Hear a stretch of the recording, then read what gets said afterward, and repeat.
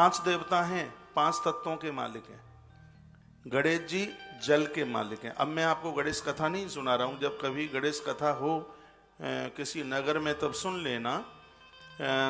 जल का जितना विकार है वो गणेश का नाम लेते ही खत्म हो जाता है। जब भी देवताओं को आप सुबह नहलाते हैं तो 5 बार ओम गम गणपतये नमः, ओम गम गणपतये नमः, ओम गम गणपतये नमः, तो जल का विकार समाप्त हो जाता है। भगवान गणेश जी की पूजा करने से पानी में किसी की मौत नहीं हो सकती, क्योंकि वो जल तत्व के देवता हैं। इसलिए गणेश प्रथम पूजित है। जैसे जल के बिना काम नहीं चलता, गणेश के बिना काम नहीं चलता। अग्नि की मालकिन है वो मां जगदम्बा है। माताओं के लिए दुर्गा पूजा की बहुत बात कही जाती है, क्योंकि आप अग्नि में चूल्हे पर आप रहते हैं, रसोई में आप रहते हैं, उसकी सुरक्षा के लिए मां भगवती जगदम्बा। देवी भागवत में, कालिका पुराण में जिसकी बहुत महिमा है। 5 ही तो तत्व हैं जिससे सृष्टि का सृजन हुआ है। हर व्यक्ति के अंदर 5 चीजें मिलती हैं। धरती मिलती है उसके अंदर, हाँ जमीन मिलती है, जमीन के तत्व से शरीर बनता है। पेड़ आकाश में थोड़ी उगता है, पेड़ धरती से ही वो पनपता है। ये शरीर भी तभी पनपता है जब इसमें धरती का तत्व है।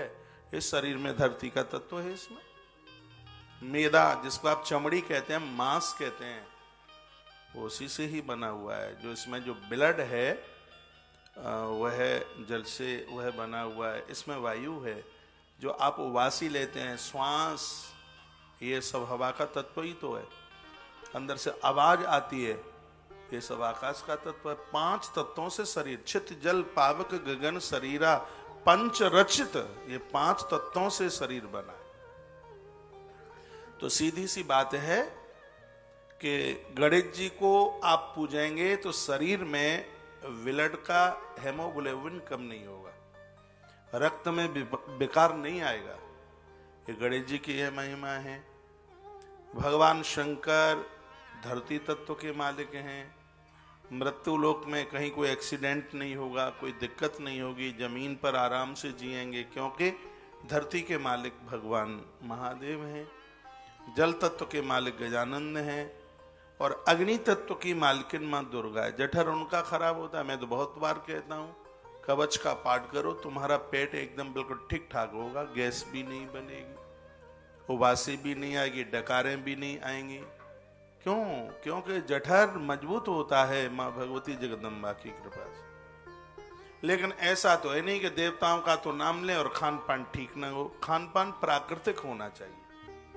लोगों को इतनी बीमारियां फैल गई हैं क्योंकि प्राकृतिक खान पान नहीं है। प्राकृतिक खान पान में जौडरी की रोटी आती है, मक्की की रोटी आती है, चने की रोटी आती है, लेकिन आप तो डोसा खाते हैं, है? पता नहीं क्या क्या खाते हैं, चाउमीन।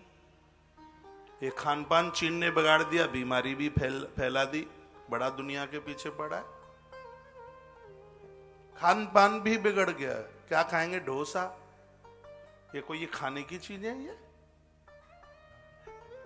और दुख तो तब होता है जब संभ्रांत परिवार के लोग, अच्छे पढ़े लिखे लोग, ये उठपटांग खान पीन करते हैं। मांसाहारी आदमी। अपना उत्तर भारत भोजन के आहार में पूरी दुनिया में अव्वल था, 1 नंबर पर। लेकिन वो भी चीजें यहां भी पनपते पनपते आ गई हैं।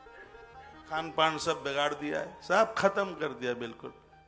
अंडे बंडे खाएंगे, मांस, मदिरा, ये सब चीजें जो कि मनुष्य की नहीं है चीजें।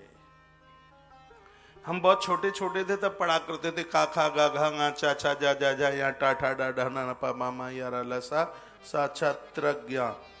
ये आपने भी पढ़ी होगी। का, मैं कौन हूं, अपने आप को पहचानो।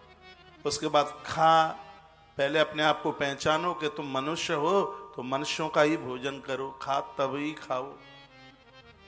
उसके बाद में गा, जिसका खा रहे हो उसका गाओ, जरूर उसका कीर्तन करो, सुबह शाम उसका नाम लो। का, अपने आप को पहचानो मैं कौन हूं। खा, हम मनुष्य हैं तो मनुष्यों का ही भोजन करें। खा, जिस परमात्मा का खा रहे हैं, गा, उसका गाओ। सुन लेने दे भाई इनको कथा, बैठो अभी।